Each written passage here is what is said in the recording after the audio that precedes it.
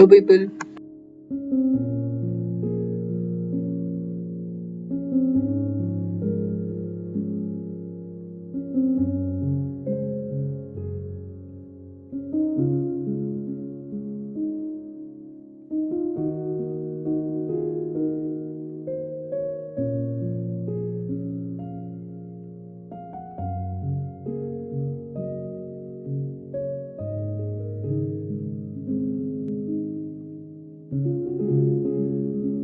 Hello, people.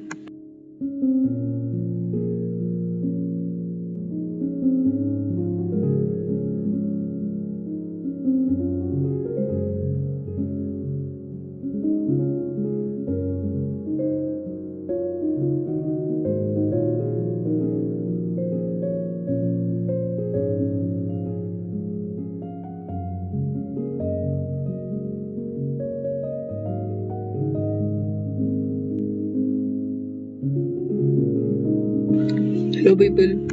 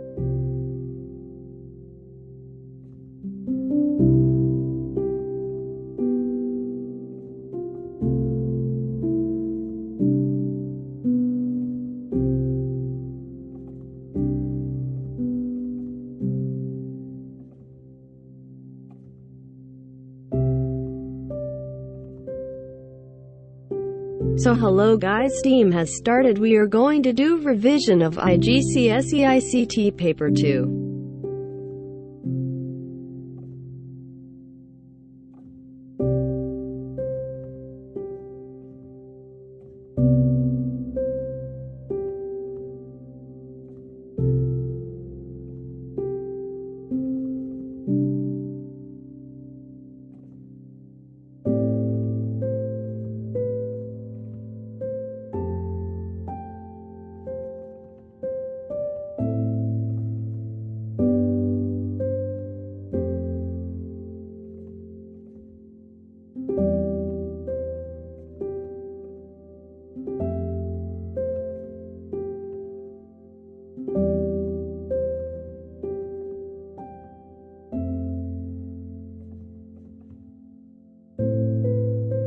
So hello guys, STEAM has started. We are going to do a revision of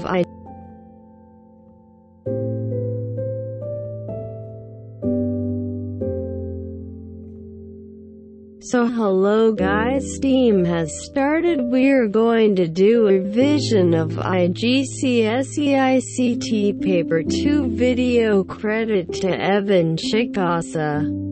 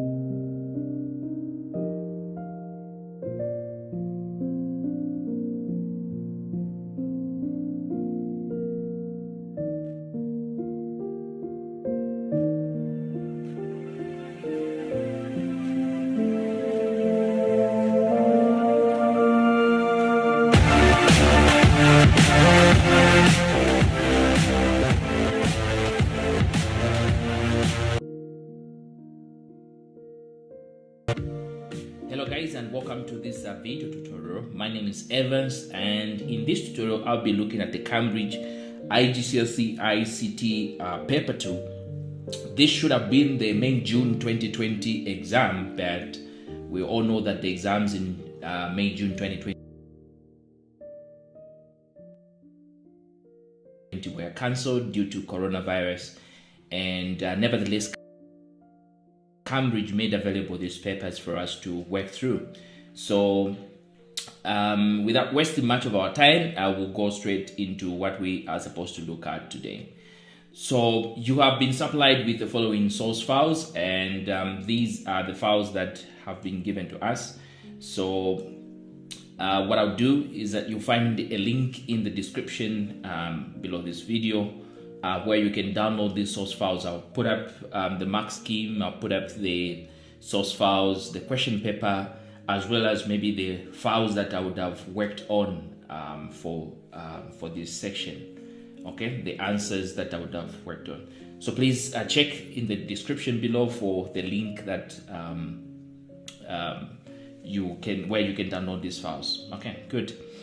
All right, so let's go to task 1, evidence document. Open the file J2120 rather, evidence.rtf, and make sure that your name, center number, and candidate number will appear on every page of this document. So let's go ahead and open the document in question. So we are solving paper 2-1. So we'll go to this one and open up the evidence document, which is this one here.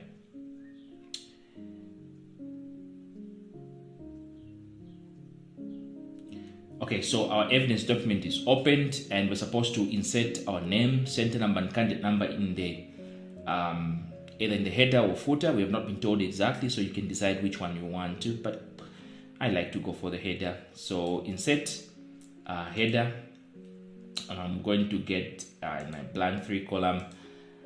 Somebody was asking me whether it's necessary to have, okay, so somebody was asking me whether it's necessary to have the name type like this, where you have the center number in the middle and the candidate number at the end there. So I would say that if they have not specified that it should be left aligned, right aligned, and stuff like that, even when you do it this way, let me show you. Even if you do it this way, center number, and then followed by the name like that, if they did not specify that you're supposed to put it right aligned or center aligned or left aligned, if you did it this way, this would definitely be perfect. So this is true with things like reports in databases or in Access, depending on what database application you're using.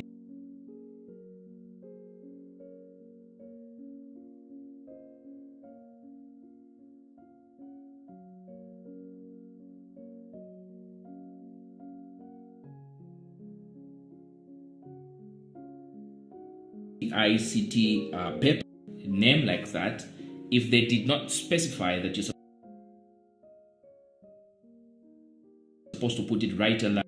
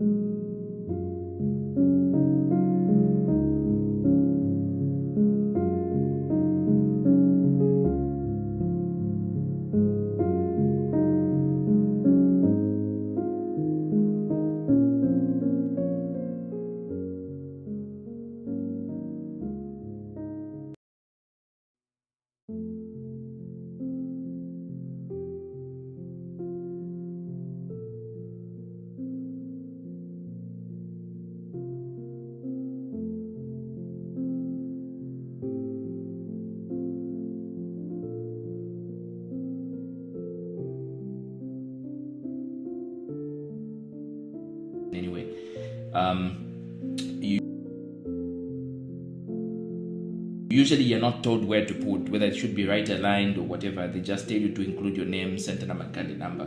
So it doesn't matter whether they are that close or whether they are far apart. Okay, so I'll leave it like this for a change, and let's see how far it goes. So I'll go back to the question paper. So we are done with this step, and we're done with this step. So now we are on this step. Save this document in a work area as J2 evidence followed by your candidate number. For example, this one, and then just add your candidate number at the end. So we're going to do just that. Go to File, Save As. You will save in the same work area, but at the end of the file, you add your candidate number. I'll stick to 0001, and then change it to the format of the file you're using. So this is a document file, so I'll save it as a Word document file. So okay, that should be fine. Next up on the question, okay, we told we would need to place some evidence document, evidence screenshots in this evidence document. Okay, task 2, you're going to edit a report, and the company uses corporate house style for all its documents. One paragraph style has been created and applied. Additional paragraph styles must be created and applied to the report as instructed. So step number 1, open the file J2120 mtb.rtf. So we'll go ahead and open mtb, and you can tell .rtf, this is the rich text format. So we'll go ahead and double click on it and open it as it is. So that is done. So we are told that the page setup is set to F4, portrait orientation with 2 centimeters margins. Do not make any changes to this. So you can just verify that you've got margins of 2 centimeters and page orientation to A4, rather page orientation to portrait and the page size to, or paper size to A4. So go to layout, check that the margins are on customs here. Go ahead, custom margin, and you can tell that the margins are 2 centimeters. If you come to orientation, it's portrait, and if you come to page, it's A4. So you confirm that actually that is that.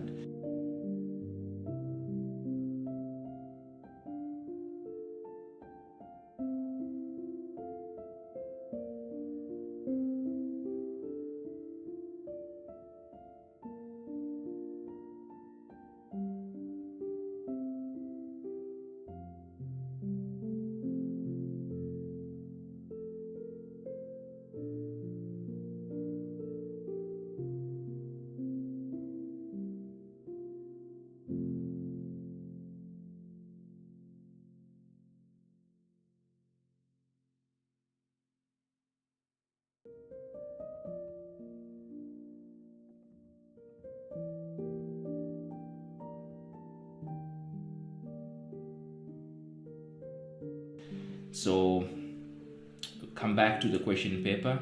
We save this document in our work area in the format of the software that we're using, and with the file name mtb study. So we'll go ahead and save it in the software format we are using. So as usual, this will be a Word document file, and we'll just change this to mtb study. Okay, just check the capitalization. It's very important. So mtb study, so everything is uppercase. So okay, mtb study, and save it. Next, we'll go back to the question paper. Evidence 1, place in your evidence document a screenshot to show that this file has been saved.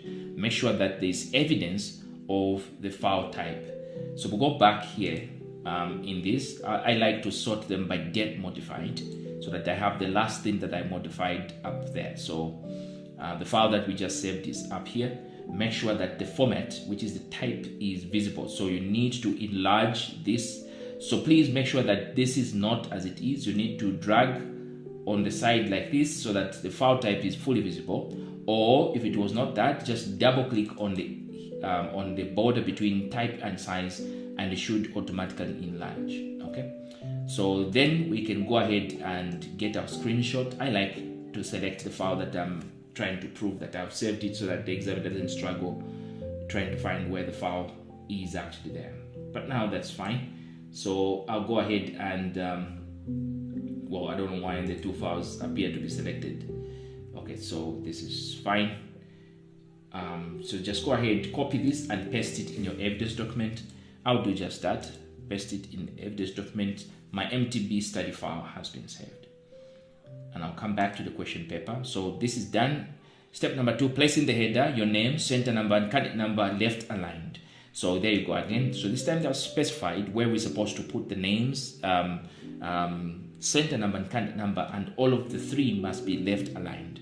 And then they have told us to put an automated page number right aligned. So let's go ahead and do just that. So I'll go to insert, and I'll insert in the header, blank 3 column, left aligned. I'll put my name, candidate center number.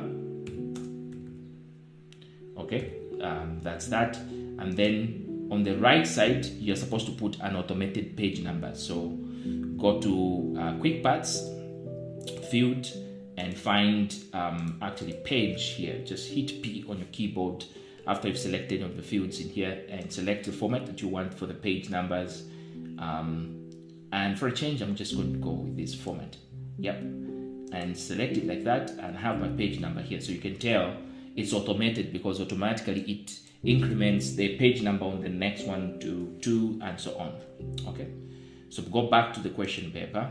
Make sure that all the margins match the page, rather all the alignments match the page margins. You do not have to worry about this one if at all you chose the header and footer, the blank 3 column. You don't have to worry about the alignment, because automatically the item on the left side, this is left aligned, this is center aligned, and this last one is right aligned. So there's no need for you to worry if what all they aligns to the margin if you used the blank 3 columns. Okay, so the next thing that you need to look out for is that there should not be any text or placeholders included in the header or footer areas, and the headers are displayed on all pages. So we come back here and make sure that we don't have this placeholder here. So just delete this one, and your document should look as neat as that.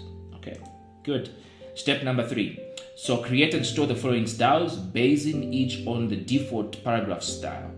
And so this is the default paragraph style.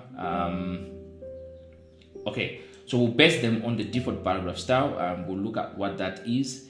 So these are the different house style specifications that we've been given, and we are going just to create them. So what I'm going to do is just to put this on the left side, so that I don't have to switch between screens and so on. I hope you guys are able to see, and I'll put this on the right side just for the time being that I'm creating this, and then I'll get back to the full screens when I'm done creating. Okay, so let's just center it like that so that we can fully see it. So what I'm going to do is I'll go to styles, and I'll have a new style here. Now, if it's in full screen mode and you're under styles, you can just come here and say create a style, or you can come at the bottom here, click there, you open up the style manager, and then at the bottom here it says new style, and you're able to create the style from here. So whichever one is easier for you. Okay, so in my case, we'll create style here, and we'll name this style as MB title. So just take note of the case of the letters, whether it's uppercase or lowercase. Just take note of that. So it's MB uppercase, then title dash title, which is lowercase, and modify, and make sure that it is based on the default. Okay, sometimes the default may not be there, so you may need to base it on the normal. Okay, so if the default is not there, then base it on the normal. Just make sure you don't base it on any other style, otherwise it will inherit other properties that you don't want it to have. So in this case, the default is available, so set it to the default, and then we'll go ahead and add some other properties. So we have sans serif font, I like to use Arial for sans serif font, and then the font size is 36, and it's supposed to be center aligned, and it's supposed to be bold, and it's supposed to be single line spacing, no space after and before. So go to paragraph and set no space after, no space before, and line spacing must be single, and say okay. So done with the first paragraph style. And again, somebody once asked, say, is it okay to, when you're creating the styles, to have some text? Already you can tell that the moment I tried, the cursor was somewhere around the text, and this text has been changed to the style that we have just set here. So is it necessary for us to create the style whilst we have some text that is going to be affected by this style? Of course, you need to be very careful here, because if you don't apply the style very well, some text may inherit some style which is not okay. So usually what I like to do is just take the cursor at the end of the document, and that's where I'll be playing around with the styles that I'm creating so that I don't affect the existing styles in the document. Of course, at the